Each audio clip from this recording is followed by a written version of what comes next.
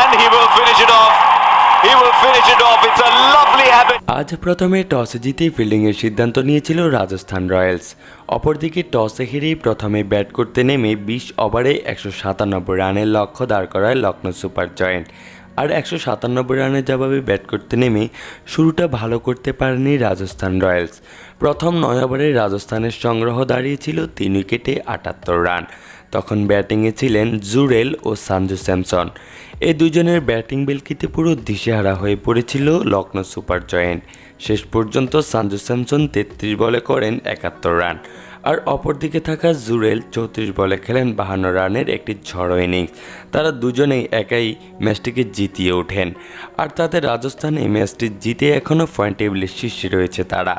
দর্শক, সঞ্জু স্যামসন ও জুরেলের অসাধারণ ব্যাটিং আপনাদের কাছে কেমন লেগেছে তা অবশ্যই কমেন্ট বক্সে এসে জানিয়ে দিবেন।